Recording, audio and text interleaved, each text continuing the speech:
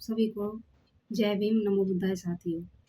भाई चंद्रशेखर आज़ाद ने एक इंटरव्यू के दौरान विपक्ष पर उठाए बड़े सवाल।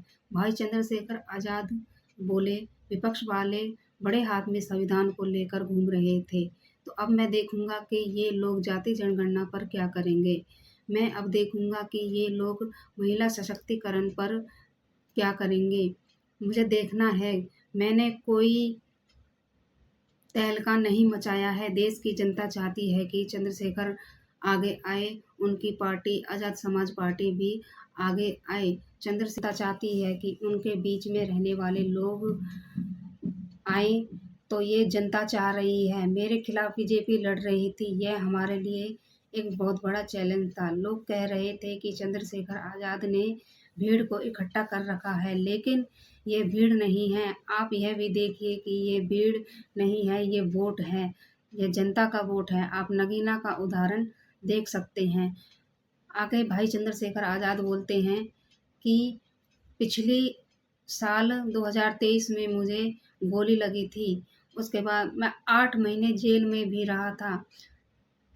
ये जर्नी मेरे लिए बहुत कठिन थी, क्योंकि जहाँ से मैंने इसे शुरू किया था, मुझे यह नहीं पता था कि यह मुझे पार्लियामेंट का रास्ता भी दिखाएगा।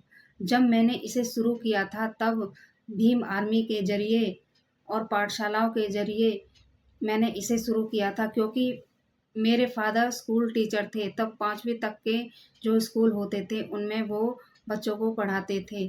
तो मैंने वहाँ देखा कि वो बच्चों को कितना अनुशासित रखते हैं और स्कूल को कितना अनुशासन में रखते हैं। उसके बाद मेरे फादर की 2013 में डेथ हो गई।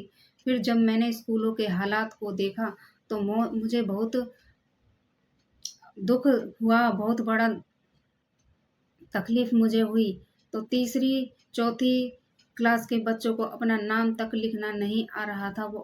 तब मैंने महसूस किया कि बुनियाद ही इतनी कमज़ोर होगी तो इनका भविष्य कैसा होगा। ज़्यादातर गरीबों के बच्चे ही सरकारी स्कूल में पढ़ते हैं। तो मैंने फिर अपने साथियों से बात की कि ऐसे तो इन बच्चों का भविष्य खराब हो जाएगा। हमारा जो समाज है वह हाशिए पर रखा हुआ है। सबसे पहले इसे ऊपर उठाया जाए। तो हमने सबसे पहले शिक्षा को ही अपना सबसे बड़ा हथियार बनाया। फिर हमने स्कूल, छोटी-छोटी पाठशालाएँ खोलने का प्रयास किया। लगभग 2-3 साल हमें लगे इन काम को करने के लिए। हमने छोटी-छोटी पाठशालाएँ खोली, जिसमें छोटे बच्चों को पढ़ाया जाने लगा। फिर कोई गाँव ऐसा नहीं बचा जिसमें पाठशालाएँ ना हों। हमने उन बच्चों को मोटिवेट किया जो बच्चे इंटर या हाई स्कूल की पढ़ाई कर रहे थे। तो उन बच्चों को हमने समझाया कि वो समाज के लिए अपना योगदान दें और छोटे बच्चों को वो पढ़ाएं। तो उन बच्चों की समझ में आया और उन बच्चों ने छोटी-छोटी पाठशालाओं में बच्चों को पढ़ाना शुरू कर दिया। जब गांव के लोगों की मुझसे उम्मीदें काफ़ी बढ़ गई और लोग मुझे उम्मीद भरी नज़र से देखने लगे। मैं सोचता हूँ कि अगर आज़ादी के 70 साल बाद भी लोगों पर अत्याचार नहीं रुक रहे हैं या इतनी घटनाएं हो रही हैं, महिलाओं के साथ रेप हो रहे हैं, घोड़ी चढ़ने पर लोगों की हत्याएं हो रही हैं, मूछें रखने पर लोगों को मारा जा रहा है, आज़ादी के 70-75 साल भी इन्हें इंसान नहीं समझा जा रहा। मैं गांव से आता हूँ।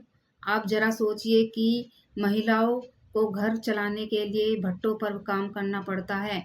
अपने समाज के इसी दुख दर्द को देखकर मुझे बहुत तकलीफ होती है और अपने समाज को मैंने ऊपर उठाने का बीड़ा उठाया है। अब मैं अपने समाज के लिए यह काम करने के लिए संसद में आया हूँ और अपने समाज के हित में ही काम मैं करूँगा। तो ये थी चंद्रशेखर भाई आज़ाद के मन की कुछ बातें जो चंद्रशेखर आज़ाद ने इंटरव्यू के दौरान बोली। तो आपको कैसी लगी ये वीडियो कमेंट बॉक्स में बताएं। वीडियो को लाइक करें, शेयर करें और चैनल को सब्सक्राइब जरूर करें। जय भीम नमो बुद्धाय साथियों।